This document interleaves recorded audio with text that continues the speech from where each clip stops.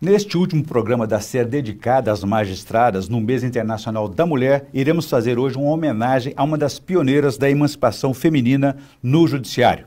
A desembargadora Jane Ribeiro Silva, além de abrir as portas para as magistradas, dedicou sua vida profissional ao aperfeiçoamento do Judiciário por meio da formação continuada. Para falar sobre o seu legado, nós vamos conversar no primeiro bloco com o desembargador Nelson Messias de Moraes, que foi presidente do Tribunal de Justiça de Minas Gerais e presidente da Associação dos Magistrados Mineiros, a AMAGES. No segundo bloco, vamos reprisar trechos de uma entrevista concedida pela desembargadora ao Pensamento Jurídico, na qual ela prioriza as suas propostas aí de aprimoramento da justiça. Doutor Nelson, muito obrigado por aceitar o nosso convite. É um prazer recebê-lo aqui no Pensamento Jurídico. Eu que agradeço, Ariel. E a você que nos acompanha, por favor, inscrever-se nos canais da AMAGES no YouTube e enviar suas sugestões e comentários que serão muito bem-vindos. Doutor Nelson, qual é a importância, então, da desembargadora Jane para o Judiciário Mineiro, em especial para a formação tanto inicial e continuada dos magistrados e magistradas? A doutora Jane, ela foi uma figura diferente, emblemática até, por que não dizer assim. Antes da doutora Jane, passaram umas poucas outras desembargadoras pelo tribunal, iniciando-se pela desembargadora Branca Renó. Mas ela foi o grande divisor em razão do trabalho que já fazia na primeira instância, uma mulher dedicada à jurisdição, à magistratura, mas tinha uma capilaridade de vida no campo social e humano extraordinárias. Então, ela, quando chegou ao tribunal, ela trouxe uma bagagem da juíza de primeiro grau e ela começou a vislumbrar a possibilidade de mudar alguns paradigmas na segunda instância de Minas Gerais. Ela faleceu, infelizmente, em 2019, mas participou da gestão do senhor aqui na presidência da AMAGES no ano de 2007. O senhor abraçou essa causa dela, essa causa de aprimoramento da justiça. Como é que foi esse movimento de investir na formação dos magistrados e magistradas, buscando até mesmo a integração associativa? A desembargadora Jane, ela aceitou o desafio de coordenar o Centro de Estudos Jurídicos da Associação dos Magistrados. Aliás, ela foi a primeira coordenadora e fundadora, mas antes disso ela já estava na Escola Judicial Edésio Fernandes, me convidou para participar com ela, eu e um grupo de colegas, para contribuir na formação dos magistrados que estavam iniciando na magistratura e também na formação continuada. E durante aquele período, que eu considero um dos períodos mais enriquecedores da minha vida, eu pude perceber também a vocação para o ensino. Ela era uma verdadeira pedagoga, ela conseguia enxergar na jurisdição a possibilidade de pacificar a sociedade, mas conseguia enxergar também outras alternativas para diminuir o tempo daquelas contendas, como as conciliações e mediações. Ela foi também uma precursora nesse sentido. Ela sempre defendeu o protagonismo dos juízes, das juízas, né? E dizia que eles não podiam ficar apenas fazendo a interpretação fria da lei. Como é que é isso? Como é que isso avança nessa composição da formação do magistrado? Olha, a doutora Jane, ela era de uma visão extraordinária. Ela sabia que o juiz não podia ficar dentro de um casulo. Ele tinha que conhecer a comunidade onde ele servia, mas sem se imiscuir na vida da comunidade. Ele precisava sentir quais eram os verdadeiros problemas e, às vezes, participar, porque o judiciário tem condições de participar, como participou quando eu fui presidente do Tribunal de Justiça, buscando penas pecuniárias para construirmos APACs, para destinar no início da Covid para hospitais que não tinham condições sequer de ter álcool e máscaras, para os estabelecimentos prisionais. Ela era uma defensora desse tipo de trabalho. Ela pregava um protagonismo que não se distanciasse da jurisdição e que não fizesse com que o juiz se imiscuísse na vida da comunidade, que ele se permanecesse na sua condição de magistrado, na equidistância que deve ter o juiz, principalmente quando se refere ao processo, mas ao mesmo tempo aproximar-se da comunidade e entendê-la melhor, porque assim o juiz seria um juiz mais sensível. O senhor falou uma coisa interessante sobre a humanização da pena, que era uma defesa muito forte dela, né? Ele dizia, naquele princípio das APACs, né? Associações de Proteção e Assistência aos Condenados, aquele modelo apaquiano, né? Que defende a separação do homem do crime que ele cometeu. É um desafio, né, para o magistrado isso, né? É um desafio e eu posso te dizer com toda segurança, Orion, que a doutora Jane é uma das bases dessa metodologia de execução penal.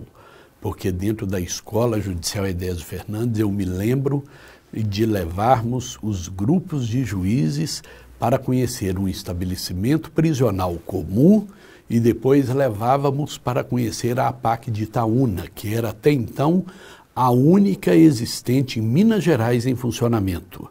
Ela, portanto, foi uma pregadora desse modelo e da humanização da execução penal.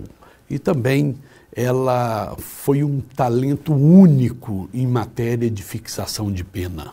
E essa APAC de Itaúna funciona com êxito ali no centro-oeste de Minas Gerais, não é isso? Hoje, além da APAC de Itaúna, nós conseguimos ampliar essas APACs e a época que tomamos posse como presidente do tribunal, nós tínhamos em torno de, salvo engano, 39 APACs. Deixamos em funcionamento, parece-me que, salvo engano, 47 APACs e mais pelo menos uma dezena em fase de construção. Tudo com dinheiro de penas pecuniárias que nós levantamos, que por coincidência quem cuidava dessa parte na minha gestão é o hoje presidente da Associação dos Magistrados Mineiros, o Luiz Carlos Santos. E é um modelo aprovado nacionalmente e internacionalmente reconhecido em todo o mundo, né? Hoje ele está se capilarizando por todo o país, vários estados já têm esse modelo. E eu me lembro que quando eu estava na presidência do tribunal, nós recebemos aqui o presidente da Câmara dos Deputados para conhecer, a presidente do Supremo Tribunal veio trazendo o então ministro da Justiça para conhecer, e depois nós recebemos todos os governadores do Sul e Sudeste e levamos a um APAC e eles ficaram impressionados com a metodologia, porque além de mais barata, de custar 1/3 do modelo tradicional, ela nos propicia uma recuperação do condenado de forma mais efetiva. Tanto é que o nosso índice de reincidência nas APACs não ultrapassa 15%, e no modelo tradicional ultrapassa 80%. E as eventuais reincidências que ocorrem nas APACs, elas não são de crimes violentos.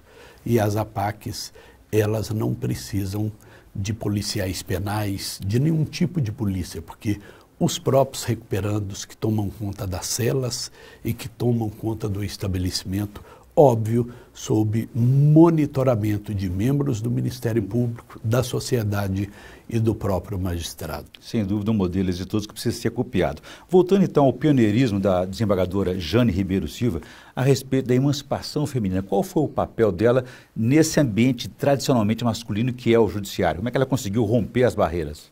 A doutora Jane era uma pessoa incrível. Ela conseguia romper barreiras com uma leveza extraordinária e sem que as pessoas percebessem que ela estava rompendo barreiras. O que ela fazia? Ela trazia as mulheres magistradas para dentro de um contexto, quer seja a escola judicial, um movimento de humanização de execução penal, fazendo seminários e envolvendo as mulheres. Ela conseguia fazer isso com um talento único. Ela, portanto, é um grande divisor na magistratura da inserção definitiva da mulher em todas as instâncias, tanto na primeira quanto na segunda. Na primeira instância, hoje, a metade dos que são aprovados no concurso são mulheres. Nós já estamos equilibrando. Na segunda instância, nós ainda temos uma deficiência, temos em torno de 20% e 25% de mulheres. Mas isso é natural, é porque as mulheres faziam menos concursos. antigamente. Agora elas descobriram esse caminho.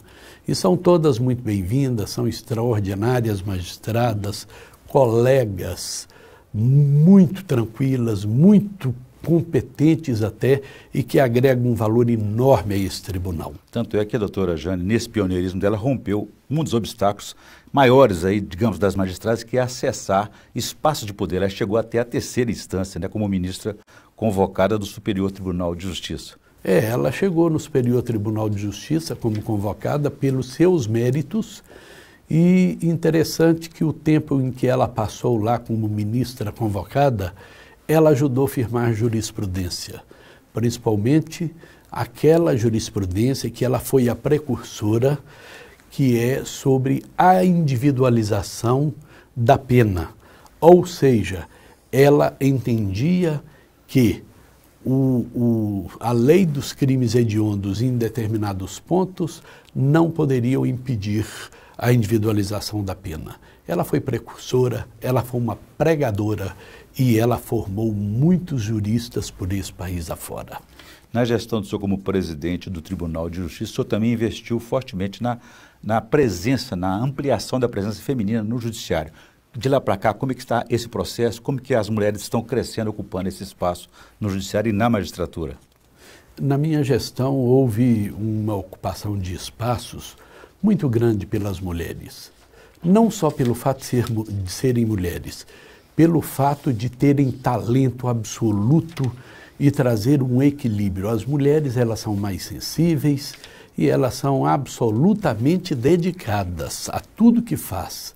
As mulheres contribuíram muito para a nossa gestão e eu acredito que este também foi um dos pontos que ajudou a sustentar o nosso trabalho e torná-lo exitoso, como acredito que tenha sido.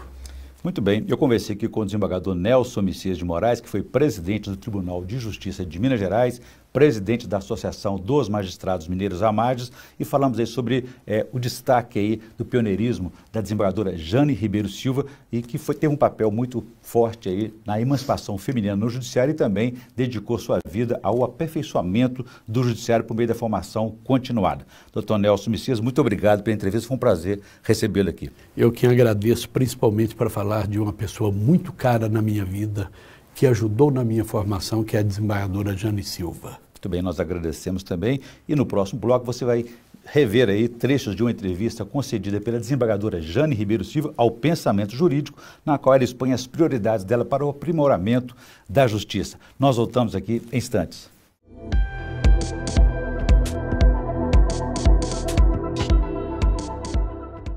Estamos de volta com o Pensamento Jurídico, no último programa da série dedicada às magistradas no Mês Internacional das Mulheres. No bloco anterior, conversei com o desembargador Nelson Messias de Moraes, que foi presidente do Tribunal de Justiça de Minas Gerais e presidente da Associação dos Magistrados Mineiros AMAGES, sobre o legado de uma das pioneiras da emancipação feminina no judiciário, a desembargadora Jane Ribeiro Silva, falecida em 2019.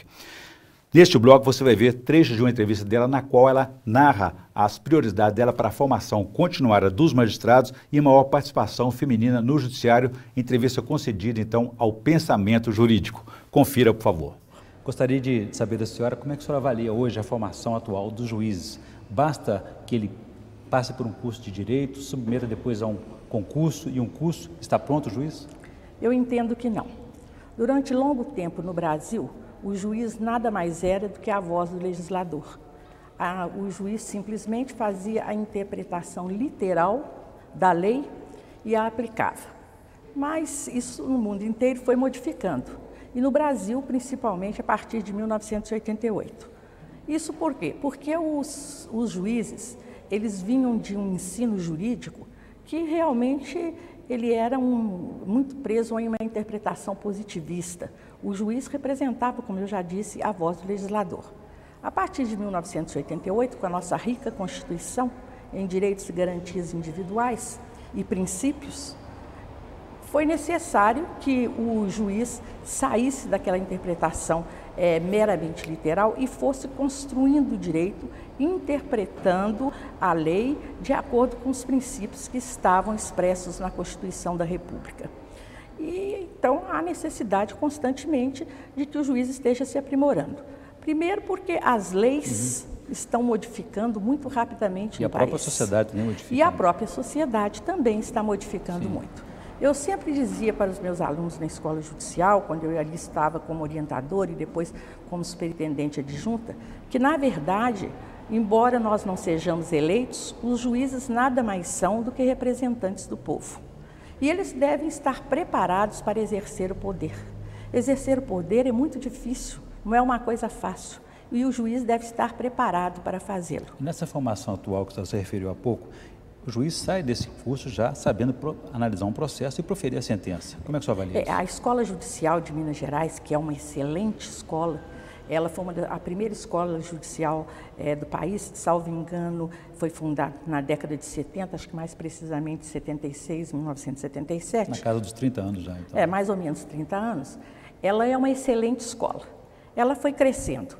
Primeiro, ela tinha, o juiz passava por uma primeira prova, uma segunda prova, ia para a prova oral, era aprovado, então se preparava para ser juiz. Ele ia para a escola judicial e lá, inicialmente, eram ministrados aos juízes matérias teóricas. Depois de alguns anos para cá, a escola entendeu que, do ponto de vista do conhecimento do direito, os juízes estavam preparados, porque eles haviam passado por um duro concurso. Agora, havia necessidade de que fossem repassados aos juízes questões de natureza prática, inerentes à magistratura, e que também fossem repassados princípios éticos que são indispensáveis. E preparasse o juiz também para que ele convivesse com o povo. Né? Nós sabemos que o homem é um animal político e nós temos de viver em sociedade. Então, havia necessidade. Gostaria que você identificasse, então, para a gente, se me permite, as deficiências e os avanços do sistema atual de seleção e de aperfeiçoamento dos juízes. A escola judicial, nos últimos tempos, foi considerada, inclusive, a melhor escola judicial do país, entre as melhores escolas judiciais do país. É pioneira, né? Não só por ser pioneira, mas também pelo sistema adotado, que foi, inclusive, copiado por escolas judiciais de outras justiças. Justiça Federal, Justiça do Trabalho, etc. Mais ou menos o modelo foi copiado da Escola Judicial Desembargador Edésio Fernandes.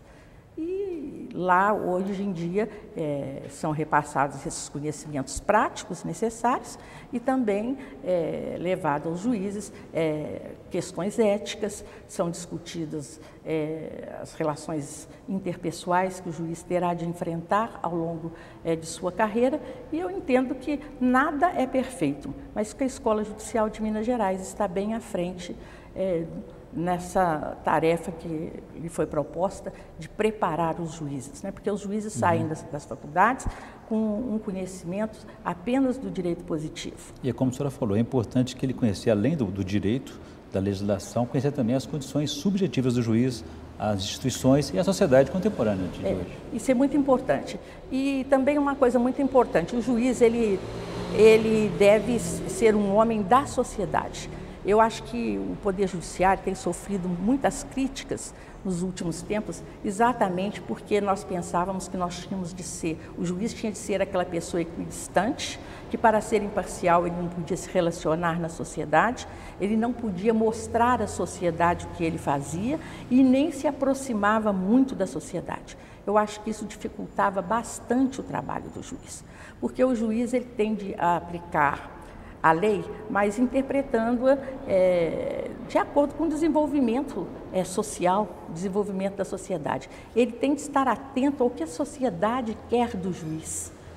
Então, isso é muito importante. Muitos juízes tinham um grande cabedal de conhecimento jurídico, mas tinham dificuldades de relacionamento. E, às vezes, também traziam alguns problemas de natureza pessoal que precisavam ser resolvidos através de uma orientação psicológica que a Escola Judicial de Minas Gerais também tem.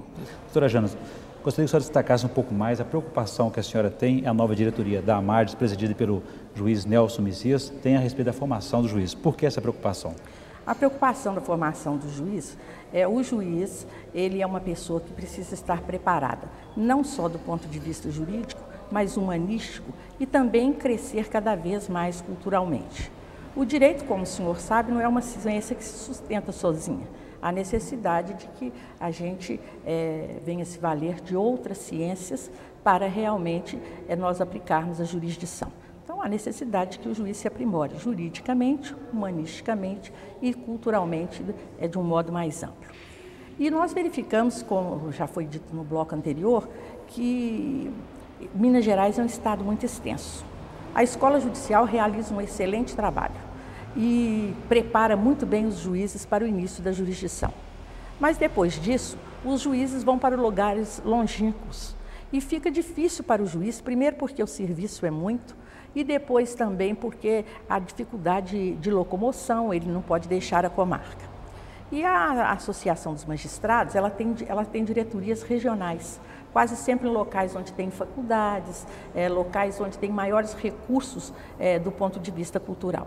Então, a Magis pensou em realizar em cada um desses locais um centro de estudos e debates. O que vem a ser exatamente? Esse centro de estudos e debates, embora ele contribua para o aperfeiçoamento do juiz, na verdade, nós queremos que ali sejam discutidos temas atuais que interessem o juiz como um ser político e também o juiz para o exercício da jurisdição.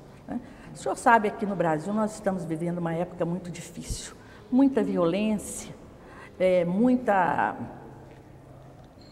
distúrbio de natureza social, dos mais variados. Desafio para as instituições como todo. Todas as instituições. E a magistratura, todos os problemas acabam desaguando lá na magistratura. Ser juiz é realmente contribuir para pacificar a sociedade. E eu não sei se nós realmente temos conseguido pacificar a sociedade. Agora, até a ministra Ellen Grace está fazendo uma campanha muito grande para a implantação de uma justiça de conciliação. Que é a presidente do Supremo Tribunal Federal. Que é a presidente do Supremo Tribunal Federal. O Tribunal de Justiça de Minas Gerais já tinha os juizados de conciliação durante longa data e outros programas também sempre voltados para a conciliação. Então, que é uma novidade no processo. É uma novidade no processo. Mas os desafios são muitos. Os senhores sabendo, nós temos agora uma nova lei de tóxicos, uma lei que mudou todo o pensamento, vai mudar a cabeça do juiz. Porque é uma justiça restaurativa, em que, na realidade, o legislador pretendeu que a gente recuperasse o usuário e punisse mais severamente o traficante. Isso é uma das coisas que nós temos. O Código de Processo Civil foi mudado, as leis penais estão constantemente mudando. Então, há necessidade de que os juízes discutam, porque nós temos de analisar não mais simplesmente através de uma interpretação literal, mas através dos princípios. Parece que a preocupação com a formação dos magistrados está crescendo em todo o país. Você já destacou aqui a qualidade e o pioneirismo de mais de 30 anos da Escola Judicial Edésio Fernandes de Minas Gerais. Agora, a Escola Nacional também está vindo aí, está sendo criada. Muito bem, né? Ela tem uma experiência grande. Como é que você avalia porque isso? A Escola Nacional da Magistratura, as duas magistradas que hoje estão à frente da escola, que é a doutora Fátima Nancy Andrighi e a doutora Eliane Calmon, elas vieram da Escola da Magistratura, Escola Nacional da Magistratura, que existia e existe na Associação dos Magistrados Brasileiros. Então, eles têm grande experiência, eles têm enviado juízes para fora do país, têm feito cursos, têm ministrado vários cursos, sempre preocupados com esse aprimoramento humanístico e jurídico do juiz, para que ele realmente possa exercer o poder com mais segurança, mais tranquilidade, em benefício do povo que ele representa, apesar de não ter sido eleito, conforme eu já disse, nós representamos o povo. Eu já ouvi uma preocupação de alguns juízes, alguns magistrados, em relação à criação dessa Escola Nacional, de que ela poderia uniformizar o ensino, a formação em todo o país, que não seria bom isso, tiraria a autonomia dos estados. O que o senhor acha disso? Eu dessa semana li um artigo muito bom, escrito pela doutora Eliane Calmon, e ela fala exatamente isso, que a escola pretende orientar, mas ela não vai massificar, ela vai dar uma certa liberdade às escolas, não só na feitura dos concursos, ela vai atuar também orientando quais as matérias exigidas nos concursos e como é que deve ser ministrado o ensino oficial nas escolas. Então eu acho que não vai prejudicar em nada. Inicialmente parecia que eles não queriam nem escolas que não fossem ligadas aos tribunais. Minas Gerais é uma das poucas escolas sustentada pelo próprio Tribunal de Justiça. Quer dizer que existem escolas independentes? Existem escolas que pertencem às associações, salvo engano, a do Rio Grande do Sul, parece, vários estados têm escolas que não são vinculadas ao tribunal, elas são vinculadas às associações. Tem até cursos preparatórios para concurso de juízes, que não é a proposta da AMAGES. A proposta da AMAGES é realmente debater assuntos importantes de interesse dos juízes, possibilitar o seu aprimoramento jurídico e humanístico e também possibilitar o aprimoramento dos familiares, dos associados. Nós temos muitos associados, concursos dos mais variados dentro da escola. Há uma preocupação também, se não me permite, aí, do Centro de Estudos de dedicar aos servidores do judiciário alguma formação? Essa questão da orientação formal, ela é dada pela escola judicial. Eu não posso responder pela escola judicial, porque inclusive eu nem orientadora da escola sou mais, mas está à frente lá um desembargador muito capacitado, o desembargador Hélio Silva, e outros colegas que estão realizando um excelente trabalho. Mas eu creio que as portas dos nossos cursos estarão sempre abertas para os servidores, não só para os servidores, mas também para outros operadores do direito. Nós pretendemos realizar cursos em convênio com outras entidades, pretendemos procurar as associações do Ministério Público, a OAB e outras associações de delegados, etc., e muitas outras. Existe em Minas Gerais até um Instituto de Ciências Penais, que eu estive até a presidência até o ano passado, e que nós já realizamos vários cursos em convênio com várias palestras, tudo com outras associações. Então, nós queremos uma abertura, não só para os juízes, mas para toda a comunidade jurídica, porque o juiz, conforme eu disse para o senhor, ele não pode ficar isolado. Ele tem que saber o que o advogado pensa de nós, o que o advogado quer de nós, como o promotor gostaria que a justiça se desenvolvesse, de que maneira que a polícia pode interagir com a justiça para que realmente nós possamos distribuir aquela tão almejada justiça rápida, né, que a população realmente deseja. Bom, reproduzimos aí trecho da entrevista concedida ao Pensamento Jurídico em 2007 pela desembargadora Jane Ribeiro Silva, em homenagem a uma das pioneiras da magistratura mineira e brasileira. Vamos ficar por aqui. Se você quiser ver e rever essa entrevista, você pode ir aos canais da AMAGES no YouTube, redes sociais e também no site da associação. Obrigado e até a próxima.